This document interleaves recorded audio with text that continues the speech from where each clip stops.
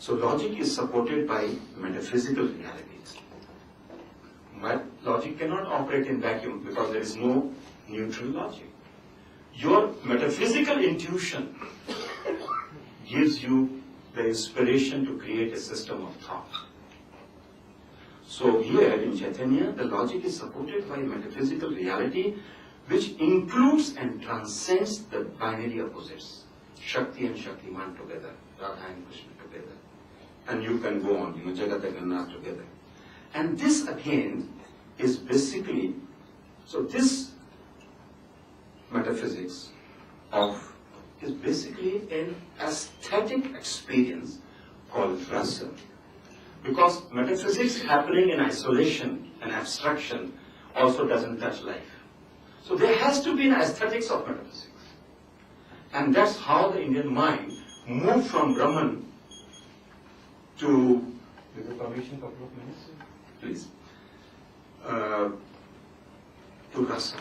That Brahman is rasa, Ananda, Ananda Chinmaya rasa. Realized through a religion of love and service, what I call Prema Bhakti. The essence of a spiritual discipline then is in relating with the other. Because if love and service is the core of your spiritual discipline, then relation comes in the center. Because relation is the key to service and to love both. Whether it is God and human, man and nature, man and woman, sacred and profane, philosopher and religious on one side, economic and political on the other side, insider practitioner on one side, outsider scholar on the other side.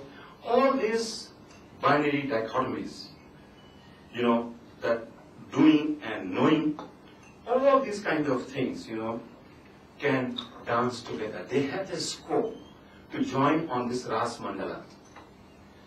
But interestingly enough, what I see here,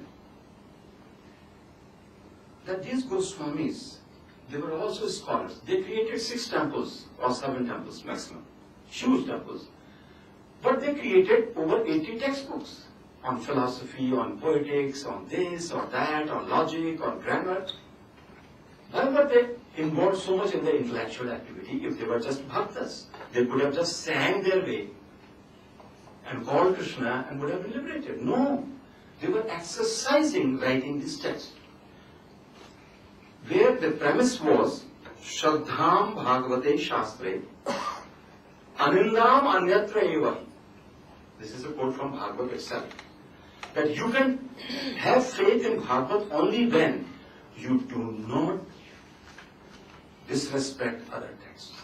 That is the key. But these Goswamis then say, in one of their philosophical treatises, which is a logical philosophical treatise, says, Yaha Shri Krishna Padam Bhoj Bhajanai Kabhlashvan Tenevam Drishyatam Etat. Only those who are passionately desirous of seeking Krishna, only they should look at my book of metaphysics and logic. Anyasmai Shabdatorpita. Others should not even look at it. So I don't know what is going on. But in that Achinta Veda thing, it is probably all right. So I'm trying to now just sum up in a couple of minutes, granted by you, that the gains in transactions are there.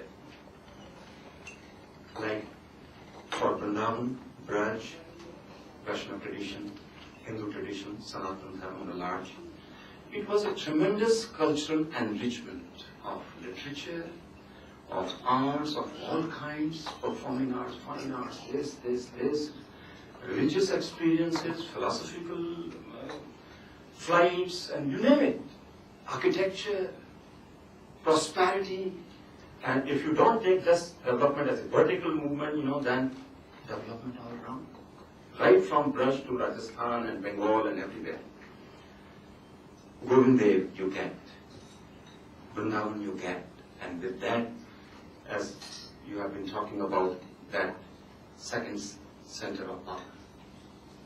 When you have lost the civic power, what is your power center? That Govindev, which belittles any building of Akbar in its terms. It is something. It is something.